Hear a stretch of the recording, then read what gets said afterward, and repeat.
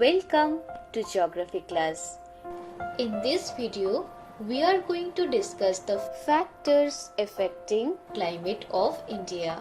Many people get confused between the weather and climate. So at first, let's look the basic difference between the weather and climate. Climate refers to the sum total of weather conditions and variations over a large period of time. It should be more than 30 years.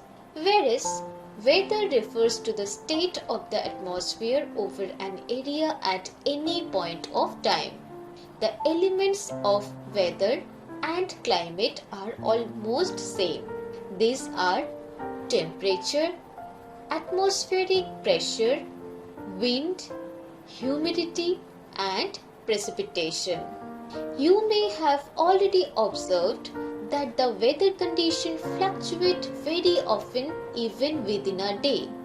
But there is some common pattern over a few weeks or months. Like sometimes we tell days are cool or hot, windy or calm, cloudy or bright, or it can be wet or dry. So, on the basis of mean monthly atmospheric conditions, the year is divided into seasons such as winter, summer or rainy seasons. Do you know what type of climate India has and why it is so? We are going to learn everything in this chapter. Let's move. The climate of India is described as monsoon type. In Asia, this type of climate is generally found in the south and in the southeast.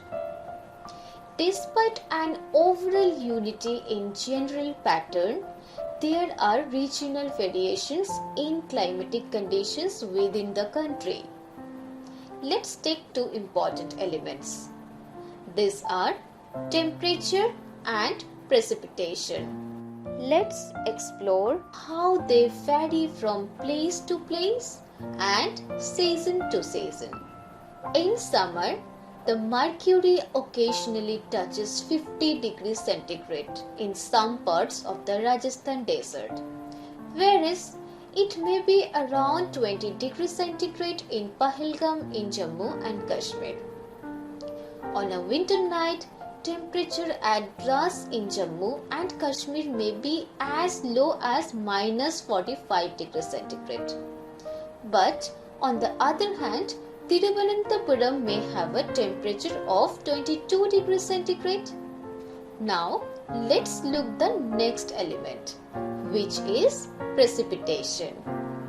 There are variations not only in the form and types of precipitation, but also in its amount and the seasonal distribution. While precipitation is mostly in the form of snowfall in the upper parts of Himalayas, it rains over the rest of the country. The annual precipitation varies over 400 cm in Meghalaya to less than 10 cm in Ladakh and western Rajasthan. Most parts of the country receive rainfall from June to September. Some parts like Tamil Nadu coast gets a larger proportion of its rain during October and November. In general, coastal areas experience less contrast in temperature conditions, but seasonal contrasts are more in the interior of the country. There is a decrease in rainfall generally from east to west in the northern plains. These variations have given rise to variety on lifestyle of people in terms of food they eat, the clothes they wear, and also the kind of houses they live in. Now, we are going to discuss the 6 major factors that control the climate of any place.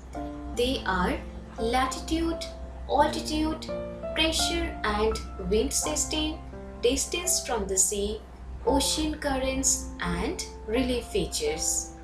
For India, four factors together play major role.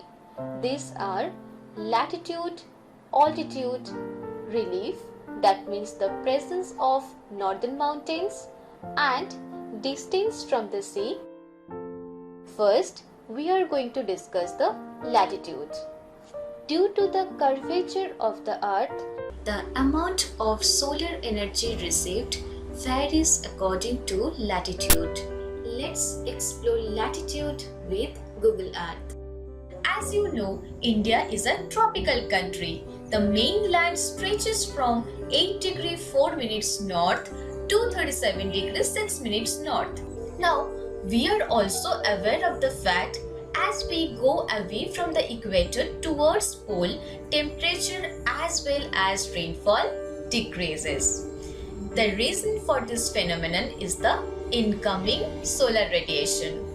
At the equator, the sun rays are the most direct on the earth. But as you move towards pole, the sun's angle on the sky decreases. And as a result, incoming solar intensity also reduces. The total length of India from north to south, it is about 3,214 kilometers.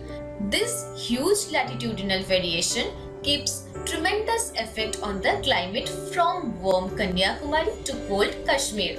So at the end we can say the Tropic of Cancer passes through the middle of the country from the Rann of Kutch in the west to Mizoram in the east. Almost half of the country lying south of the Tropic of Cancer, that means belongs to the tropical area, and remaining portion, that is north of the tropic, lies in the subtropics. Now, what is subtropical region? The subtropics are geographic and climatic zones located roughly between the tropical zone and temperate zone.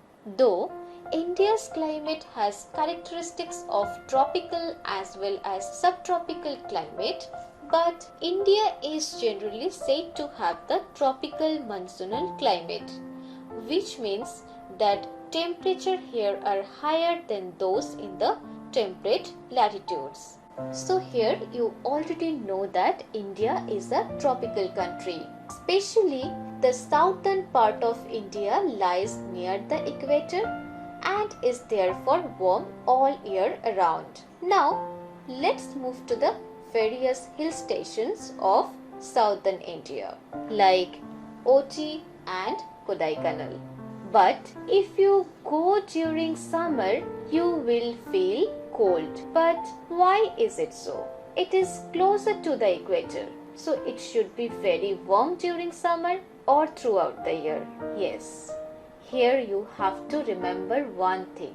Whenever we tell about the parameters which control the climate of a place, we always use the word parameters or factors. That means only one factor or one parameter never control the climate of a place. Together, all parameters control the climate of a place, or sometimes one parameter can act as the active factor where the other parameters act as passive factor. So here please remember, latitude is acting as a passive factor. Please remember, as one goes from the surface of the earth to higher altitudes, the atmosphere becomes less dense and temperature decreases. That's why the hill stations are cooler even during summer. Now, you already know that India has mountains to the north, which have an average height of 6,000 meters. India also has a vast coastal area where the maximum elevation is about 30 meters. The Himalayas prevent the cold winds from the Central Asia from entering the subcontinent. It is because of these mountains that this subcontinent experience comparatively milder winter as compared to the Central Asia. And these big relief also play a major role in determining the precipitation of a place. Like if they are high enough and lie in the path of rain-bearing winds, the windward side of the mountain will get enough or high amount of rainfall, whereas the leeward side of the mountains remains relatively dry. Because of this, the windward side of the Western Ghats receive high amount of rainfall, whereas the Deccan Plateau remains dry because it is situated in the leeward side of the Western Ghats. Here observe another important thing. Because of the presence of Aravalli mountain, Western Rajasthan receives no rain from the Arabian Sea branch. As a result, it turned into desert region. Yes, I am talking about Thar Desert. Here if you observe carefully, you can see Aravallis are parallel to the Arabian Sea branch of southwest monsoons. That's why the rain-bearing winds are unable to cross the barrier and it blows parallelly. So we can say the Western Rajasthan lies in the rain shadow region or the leeward side of Aravalli mountain. And this is the reason Thar has turned into desert. The next factor is the distance from the sea. The sea exerts a moderating influence on climate. As the distance from the sea increases, its moderating influence also decreases and the people experience extreme weather conditions. This condition is known as continental climate. That means very hot during summer and very cold during winter.